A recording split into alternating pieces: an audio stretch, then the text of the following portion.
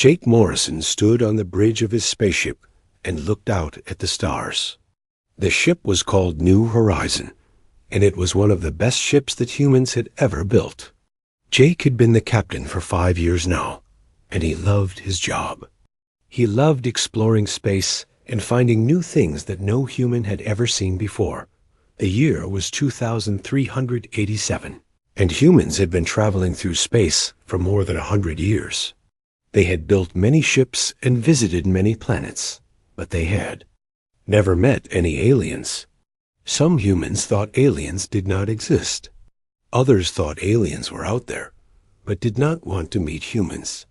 Jake believed aliens were real, and he hoped to meet them someday. Earth was Jake's home planet, but it was very different from most planets in the galaxy. Earth was what scientists called a death world. This meant it was very dangerous to live. There, the weather could kill you. The animals could kill you. Even the plants could kill you. Most planets in the galaxy were much safer and easier to live on. This made humans very tough and hard to kill compared to other species. Lisa Rodriguez sat at her station near Jake. She was the communications officer, which meant she listened for messages from other ships and planets. Lisa was very good at her job. She could speak 12 different human languages and could understand radio signals that most people could not. She had been working on the New Horizon for 3 years and had never received a message from aliens. Ben Carter worked at the science station. He was a smart man who studied planets and stars and anything else they found in space. Ben had studied alien life for many years, even though he had never seen any real aliens. He read every book and watched every video about what aliens might be like. Ben dreamed of the day when he would meet real aliens and learn about their worlds. Amy Walsh was the first officer, which meant she was Jake's second in command. If something happened to Jake, Amy would take over the ship. She was a strong woman who had been in the Space Navy for 15 years. Amy was very careful and always thought about what could go wrong. She did not trust things that seemed too good to be true. The ship was flying through empty space when something strange happened. Lisa looked up from her station with wide eyes. Her hands were shaking a little bit. "Captain," Lisa said in a quiet voice, "I am getting a message, but it is not from any human ship." Jake turned around quickly. His heart started beating faster. "What kind of message?" "It looks like a distress signal," Lisa said. She was typing on her computer very fast. "But the language is not human. I have never seen anything like it." Jake walked over to Lisa's station. He looked at the screen and saw strange symbols and numbers that made no sense to him. The symbols were moving in patterns that looked almost like music. "Can you understand what it says?" Jake asked. Lisa nodded. "The ship's computer is trying to translate it. The artificial intelligence is very good at finding patterns in new languages." She waited for a few seconds. "Got it. The message says they are in trouble. Their ship is called Peaceful Current. They are being attacked by something called Ravagers." Ben looked up from his science station. "Captain, I found something in our database about Ravagers. They are a very dangerous species that travels through space, destroying everything they find. They eat technology and leave nothing behind.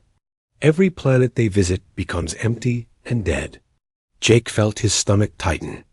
This was exactly what he had been hoping for and dreading at the same time. First contact with aliens, but they were in trouble. "Where are they?" Jake asked. "About 3 light years from here," Lisa answered.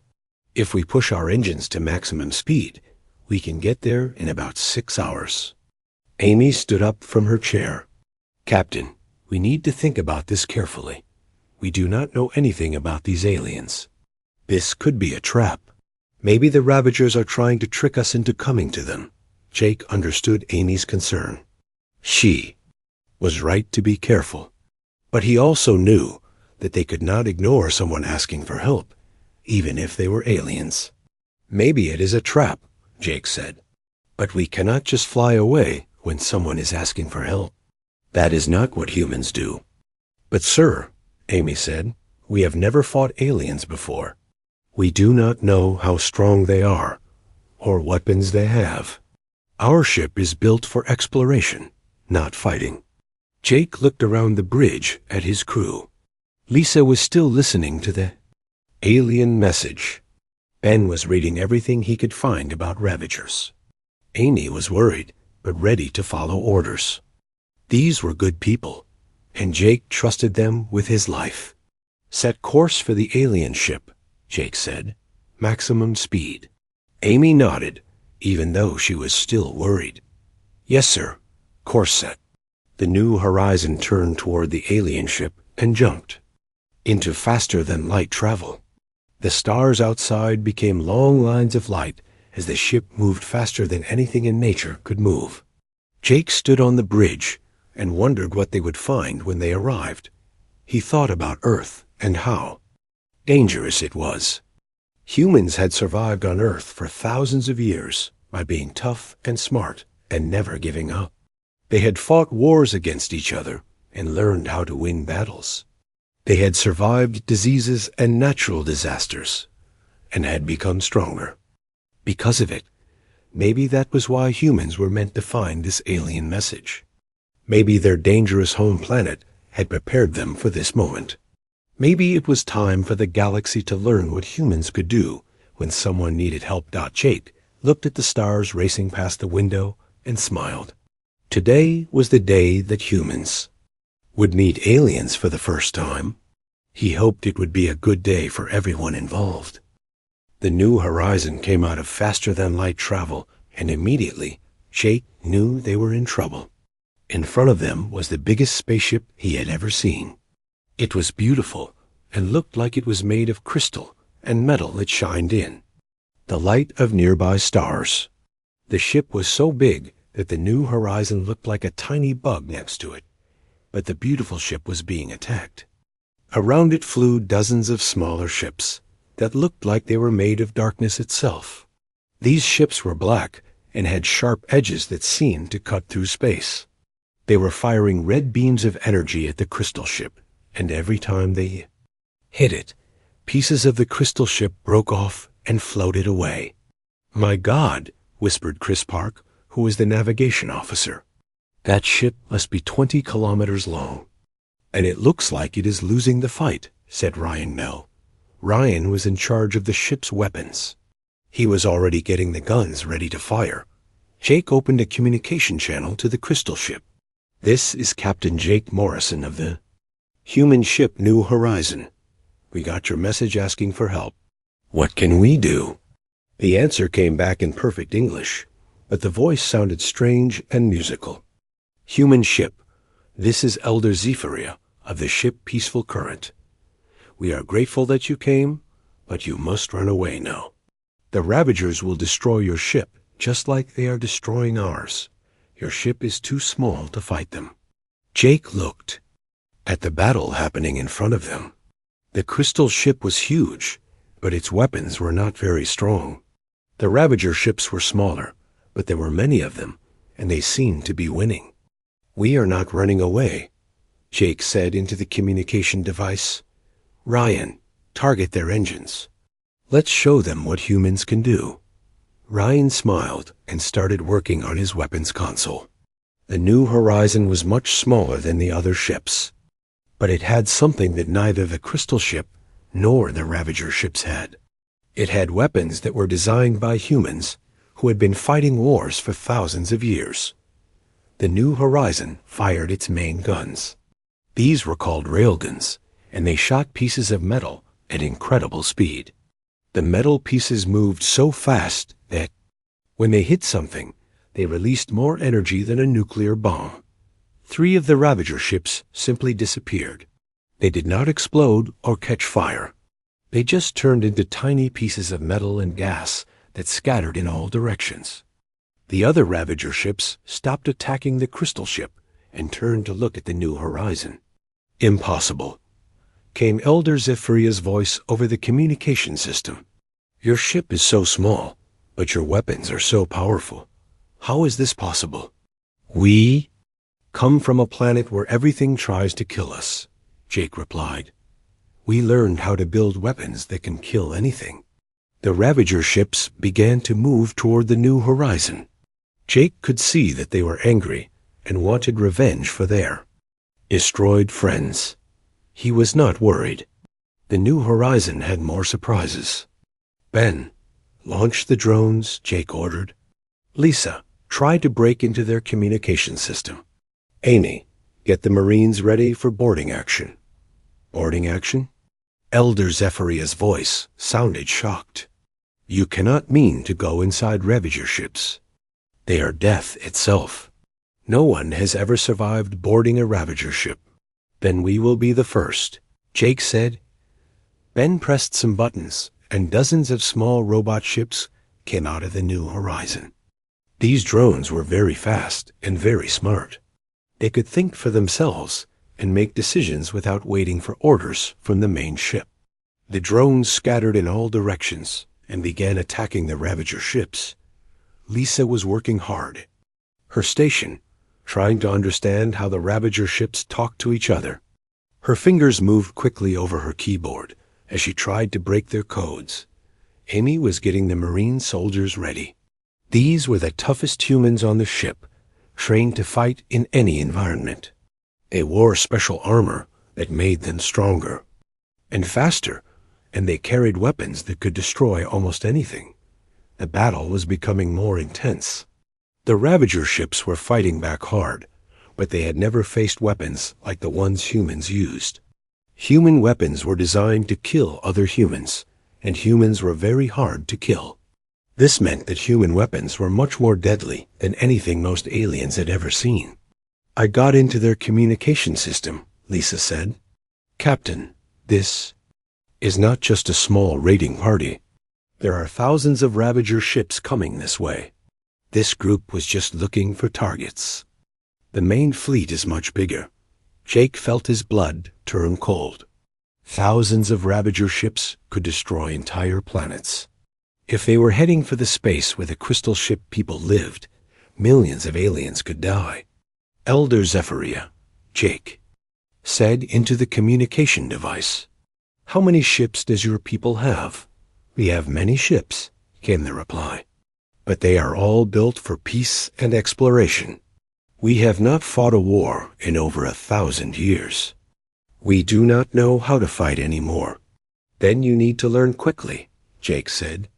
Because if these Ravagers reach your space, your people will not survive. The new horizon continued firing its weapons. Each shot destroyed or damaged a Ravager ship. The drones were also doing their job, attacking the enemy ships and making them confused and angry. Ryan was having the time of his life. He had trained for space battles his whole career, but he had never been in a real fight before. Now he was fighting aliens who were trying to kill him, and he was winning.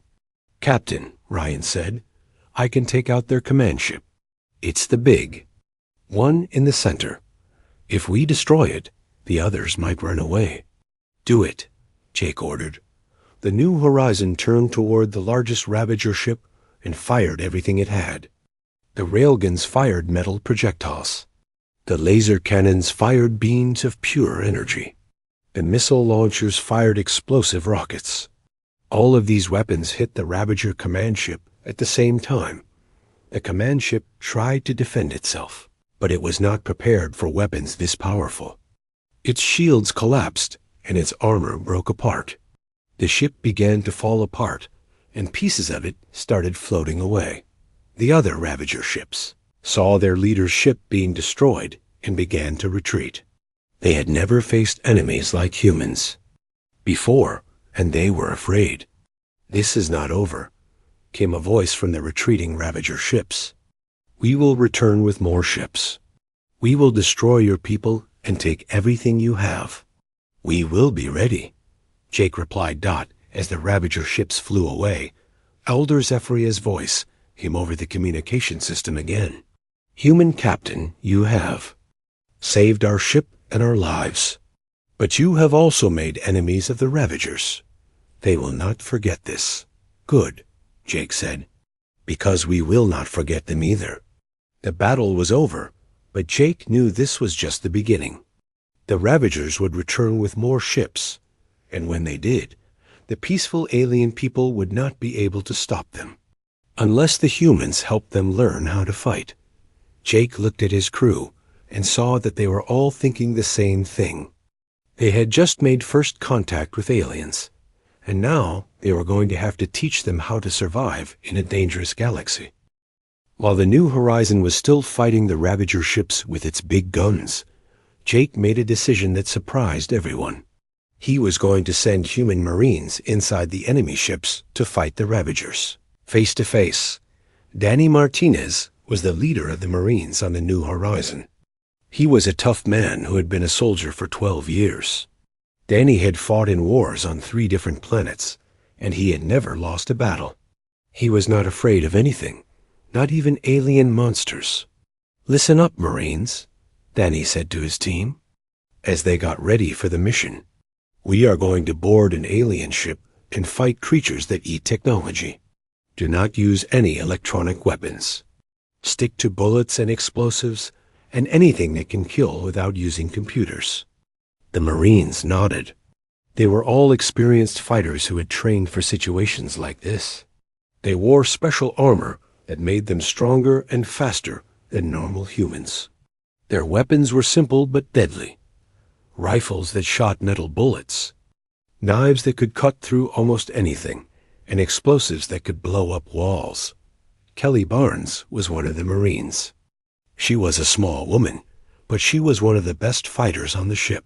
Kelly had grown up in a dangerous city on Earth, where she learned to fight before she learned to read. She was not afraid of the aliens. Nick Santos was another Marine. He was a big man who carried a flamethrower. Nick had fought giant insects on a jungle planet and had learned that fire was the best weapon against creatures that could heal themselves. Small ships carried the Marines from the New Horizon to the biggest Ravager ship. The Marine ships were fast and hard to hit. They flew through the space battle and reached the enemy ship without being destroyed. The Marines used explosives to blow a hole in the side of the Ravager ship. They flew their small ships right through the hole and landed inside the enemy ship. As soon as they got out of their ships, they knew they were in a very strange place. The inside of the Ravager ship did not look like any ship the humans had ever seen. The walls were not made of metal or plastic. They looked like they were alive. The walls moved and changed shape, and they made sounds like breathing. The floor felt soft under their feet, like walking on skin. "This is not a ship," Danny said quietly. "This is a living creature." The Marines moved carefully through the corridors. Everything around them was strange and frightening. The lights were not electric lights, but glowing organs that pulsed like heartbeats. The air smelled like rotting meat and burned metal. Suddenly, something moved in the shadows ahead of them. Kelly raised her rifle and got ready to shoot. What came out of the darkness was worse than anything she had ever seen. The Ravager warrior was 3 meters tall and looked like a nightmare come to life. Its body was part machine and part living creature. It had 4 arms that ended in claws, as sharp as knives. Its eyes glowed red, and its mouth was full of teeth like broken glass. Contact. Kelly shouted and fired her rifle. The bullets hit the creature in the chest, and it staggered backward. But the wounds closed almost immediately, and the creature kept coming. "These things can heal themselves," Danny said. "We need more firepower." Nick stepped forward with his flamethrower. "Let's see it heal from this," he said, and pulled the trigger. A stream of fire shot out and covered the Ravager warrior. The creature screamed and fell to the ground, its body burning. "Fireworks," Nick said with a smile. "They cannot heal from being burned." More Ravager warriors came out of the walls. The Marines had never seen anything like it. The creatures seemed to grow right out of the ship itself, like the ship was creating them to fight the invaders. The battle inside the ship was terrible. The Ravager warriors were strong and fast, and they could heal from most wounds. But the Marines were humans from Earth, and they had been fighting dangerous creatures their whole lives. They knew how to win. Danny used his explosives to blow up groups of enemies. Kelly used her rifle to shoot the creatures in the head, which seemed to kill them faster than shooting them in the body. Nick used his flamethrower to burn everything that moved. The Marines moved deeper into the ship, fighting their way toward what they thought was the command center. They had to kill dozens of Ravager warriors, but they kept moving forward. "This is why they call us Deathworlders," Danny said, as he watched his Marines fight creatures that had terrified the galaxy for hundreds of years. "We do not just survive. In dangerous places, we become the most dangerous thing there." Meanwhile, back on the New Horizon, Lisa was working hard to break into the Ravager communication system. She had finally managed to understand how they talked to each other, and what she found was very bad news. "Captain," Lisa said, "I can hear their messages. This is not just a raiding party. There are thousands of Ravager ships coming this way. Maybe tens of thousands. They are planning to attack the space where Elder Zephyria's people live." Jake felt his heart sink. The crystal ship people seemed peaceful and kind. They did not deserve to be destroyed by the Ravagers. "How long do we have?" Jake asked. "Maybe a few months," Lisa replied. "The main Ravager fleet is very far away, but they are coming fast." Elder Zephyria's voice came over the communication system. "Captain Morrison, if the Ravagers bring their full fleet to our space, we will not be able to stop them. Our people have lived in peace for so long that we have forgotten how to fight. We will be destroyed." "Not if we help you," Jake said. "We can teach you how to fight. We can show you how to build weapons that can kill Ravagers. You would do that for us?" Elder Zephyria asked. "You barely know us." "That does not matter," Jake replied. "You asked for help, and we answered. That is what humans do." Inside the Ravager ship, the Marines had finally reached the command center. It was a huge room filled with strange machines and creatures that looked like they were part computer and part living thing. In the center of the room was the biggest Ravager they had ever seen. This creature was 5 meters tall and looked like a king or leader. It had 6 arms and was covered in armor that looked like it was made of black metal and bone. When it saw the Marines, it let out a roar that shook the walls of the ship. "That is the big boss," Danny said. "If we kill it, maybe the other Ravagers will run away." The Marines attacked the Ravager leader with everything they had. They shot it with their rifles, blew it up with explosives, and burned it with fire. The creature fought back hard, but it was facing humans who had been bred for war on a planet that tried to kill them every day. Finally, the Ravager leader fell down and stopped moving. As soon as it died, the other Ravagers on the ship began to scream and run away. The ship itself began to shake and fall apart. "Time to go," Danny said. "This ship is dying." The Marines ran back to their small ships and flew out of the hole they had made in the Ravager ship. Behind them, the enemy ship broke apart and scattered into pieces. Back on the New Horizon, Jake watched the last of the Ravager ships fly away. They had won the battle, but he knew the war was just beginning. The Ravagers would return with more ships, and when they did, the peaceful aliens would need to be ready to fight. "Elder Zephyria," Jake said into the communication device. "We need to talk. There are things we need to discuss about the future." 3 days after the battle with the Ravagers, the New Horizon arrived at the biggest space station Jake had ever seen. It was called Unity Point, and it was where the leaders of many different alien species met to make important decisions. The station was so big that it looked like a small moon floating in space. Elder Zephyria had asked Jake and his crew to come to the station to meet with the Galactic Council. This was a group of leaders from dozens of different alien species who worked together to keep peace in their part of the galaxy. Jake was nervous because he would be the first human to ever speak to so many different kinds of aliens. The New Horizon docked with the station, and Jake was amazed by what he saw. The corridors were filled with creatures that looked like they came from dreams and nightmares. Some aliens looked almost human, but had blue skin or extra arms. Others were completely different. Some looked like giant insects, others like living crystals, and some like clouds of glowing gas. Elder Zephyria met Jake at the docking bay. She was tall and thin and looked like she was made of light and crystal. Her skin was pale blue and seemed to glow from the inside. She wore long robes that moved like water, and her eyes were the color of deep space. "Captain Morrison," Elder Zephyria said, "I am honored to meet you in person. You and your crew have saved not just our ship, but possibly our entire civilization." Jake felt a little embarrassed. "We just did what anyone would do. We could not ignore someone asking for help." "That is where you are wrong," Elder Zephyria said sadly. "Many species in the galaxy would have ignored our call for help. The Ravagers are too dangerous, and most people are too afraid to fight them." She led Jake and his crew through the station toward the council chamber. Along the way, they passed many different aliens, and Jake noticed that they all stared at the humans with curiosity and sometimes fear. "Why are they looking at us like that?" Jake asked.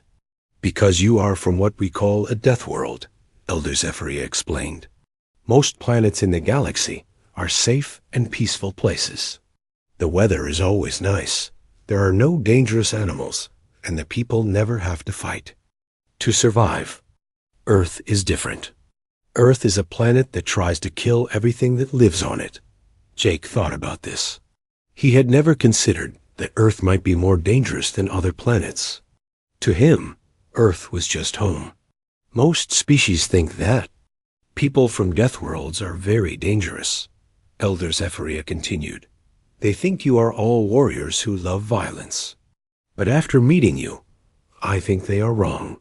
You are not violent because you love violence. You are strong because you had to become strong to survive."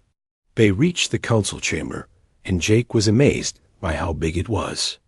The room was shaped like a huge bowl, with seats going up the walls in circles. In the center was a platform where speakers could stand. The seats were filled with hundreds of different alien species, all looking down at Jake and his crew. Dot at the top of the chamber sat the High Counselor, a being made of pure light called Luminera.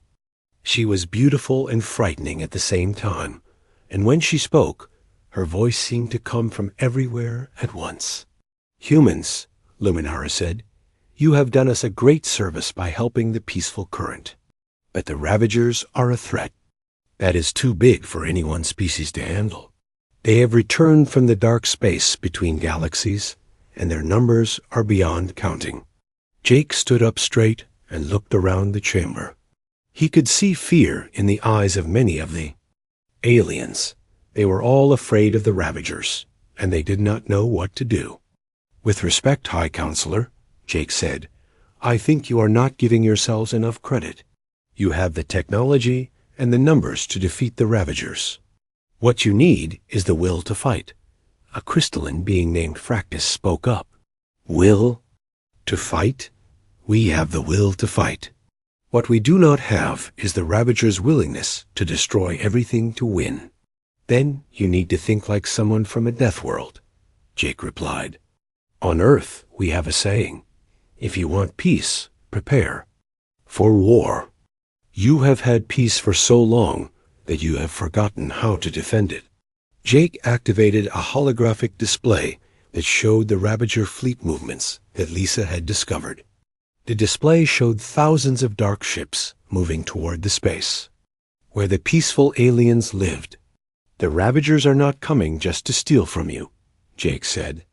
"They are coming to eat your entire civilization.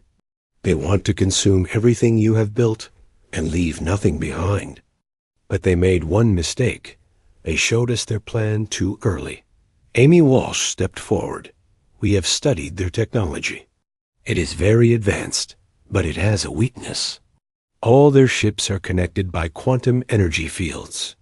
If we can disrupt these fields, their ships will not be able to work together. A slug-like creature called Morvek spoke up. Impossible. The amount of energy needed to disrupt quantum fields on that scale would require the combined power of 100 worlds. Good thing you have 1,000 worlds in your Federation, said Paul Davis, who was the chief engineer on the New Horizon. You have the industrial capacity to build the weapons we need. The chamber became very quiet as the aliens began to understand what the humans were suggesting. Finally, Elder Zephyria spoke. You are asking us to turn our entire civilization into a war machine. No, Jake said firmly. I am asking you to turn your civilization into survivors. Because if you do not, in 6 months there will be no civilization left to save. High Counselor Luminara pulsed with deep blue light, which Jake had learned meant. She was thinking hard. The humans speak wisdom that comes from hard experience. But can our peaceful species really become warriors? Every species in this room survived long enough to reach the stars, Jake replied. That means every one of you has the memory of what it takes to fight for survival. You just need to remember how to do it. An alien that looked like a giant. Butterfly spoke up, but we have lived in peace for so long. We have forgotten how to make weapons of war. We do not know how to fight. Then we will teach you, Jake said. Humans have been fighting for survival for thousands of years. We know how to build weapons, how to plan battles, and how to win wars. We can share this knowledge with you. Why would you do this? Asked another alien. You could just leave and let us face the Ravagers alone. Jake looked around the chamber at all the different species. Some looked like monsters, others looked like angels, and some looked like nothing he had ever imagined. But they all had one thing in common. They were afraid and they needed help. Because that is not what humans do, Jake said. When someone asks for help, we help them. When someone is in danger, we protect them. It does not matter if you are human or alien. If you need help, we will give it. The chamber erupted in conversation as the different species talked to each other in dozens of different languages. Some aliens seemed excited by the idea of learning to fight. Others were worried about giving up their peaceful way of life. Finally, High Counselor Luminara spoke again. The humans offer us a choice. We can remain peaceful and be destroyed by the Ravagers, or we can learn to fight and have a chance to survive. It is not really a choice at all, Elder Zephyria said. If we want to protect our families and our worlds, we must learn to be warriors. One by one, the different species began to agree. The crystal beings said they would learn to build weapons. The gas creatures said they would learn to pilot warships. The insect-like aliens said they would learn to fight in ground battles. Jake watched as the peaceful aliens made the hardest decision of their lives. They were choosing to give up their peaceful way of life to protect the things they loved.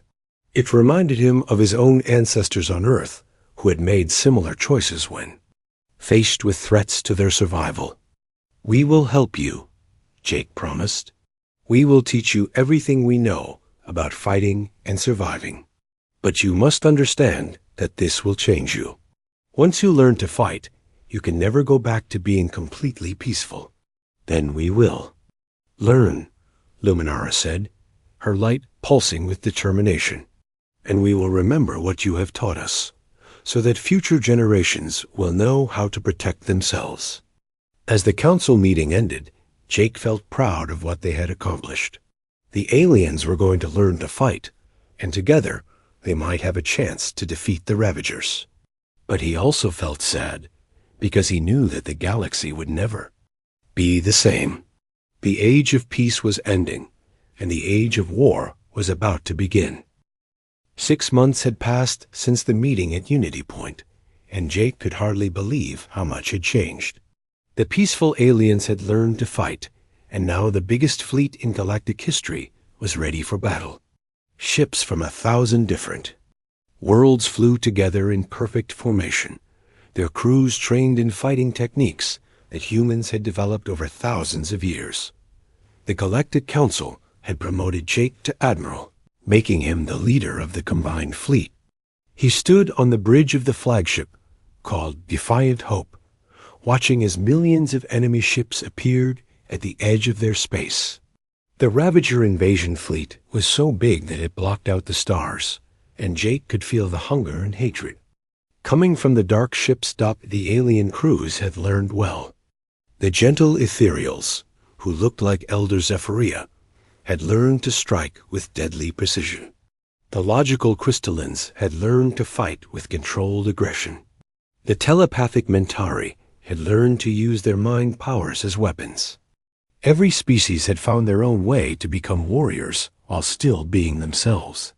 All ships, this is Admiral Morrison. Jake spoke into the fleet communication system. Today, we do not just fight for our worlds. We fight for the right of peaceful people to exist in this galaxy.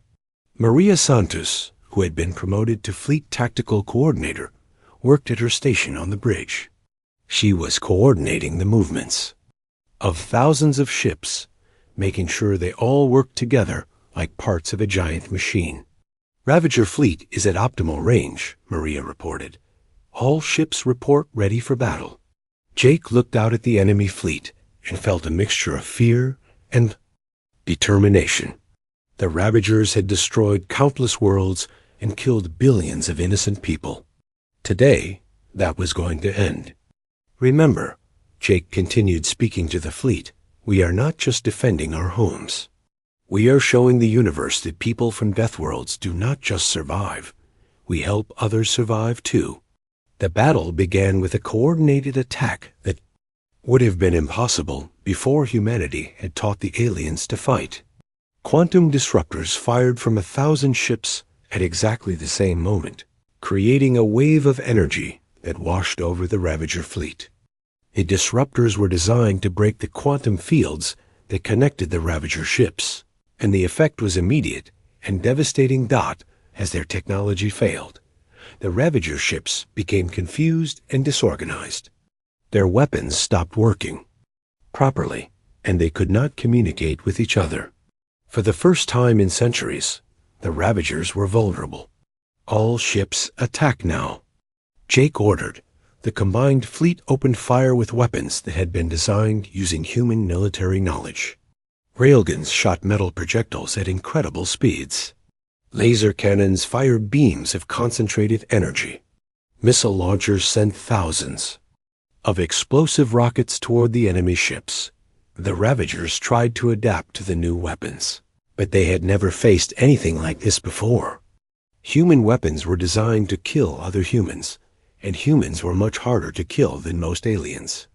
This made human weapons much more deadly than anything the Ravagers had encountered. But the Ravagers were not defeated easily.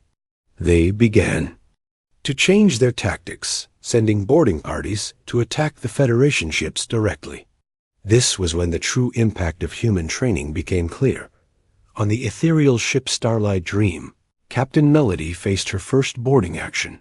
6 months ago, she had been a peaceful explorer who had never hurt anyone. Now she was a warrior trained by human marines, and she was ready to defend her ship. The Ravagers broke through the hull of her ship and poured into the corridors.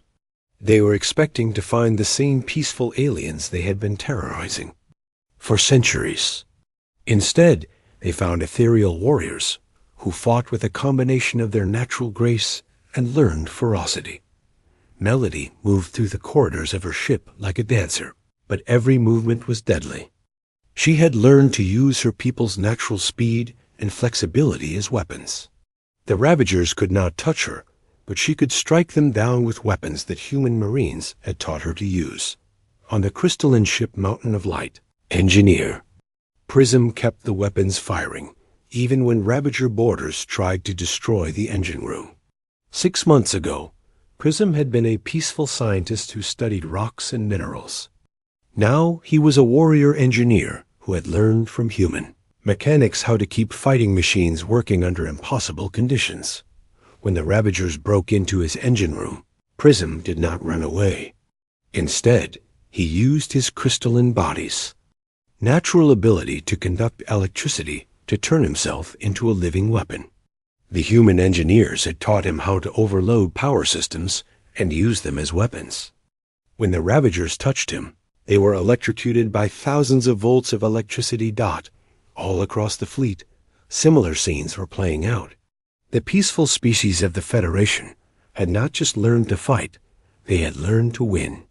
They combined their natural abilities with human fighting techniques to become something new and dangerous. The battle raged for hours, but slowly the Federation fleet began to gain the upper hand. The Ravagers had superior numbers, but they were not prepared for enemies who fought like humans. They had expected to face the same peaceful aliens they had been terrorizing for centuries, not warriors who had been trained by survivors from a death world. Ravager command ship is trying to retreat, Lisa Rodriguez reported from her communications station. She had also been promoted and was now the fleet's chief communications officer.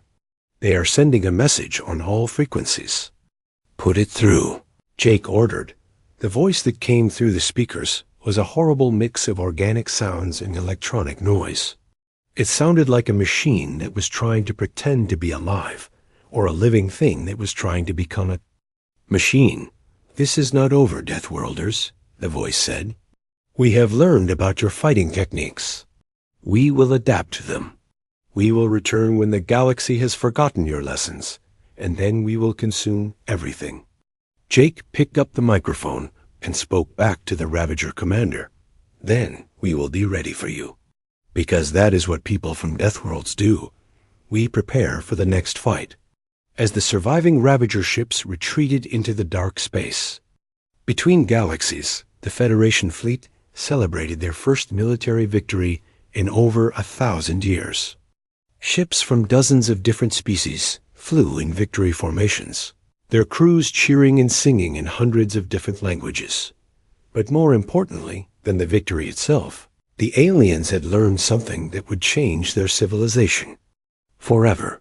They had learned that gentle people could become strong when they needed to. They had learned that peaceful people could become warriors when their families were threatened. And they had learned that sometimes the greatest gift one species could give to another was teaching them how to survive. Elder Zephyr's ship flew alongside the Defiant, Hope as the fleet began its journey home. She opened a communication channel to Jake's ship. Admiral Morrison, she said, how do we thank a species that has given us back our strength? Jake looked out at the mixed fleet of human and alien ships flying together through space. It was a beautiful sight that filled him with pride and hope for the future. You do not need to thank us, Jake replied. You just need to remember what you learned here. And when the next threat comes, and there will always be another threat, you teach other people what we taught you. The Death World Doctrine, Elder Zephyria said thoughtfully. That is what the historians will call what happened here. It will become legend throughout the galaxy.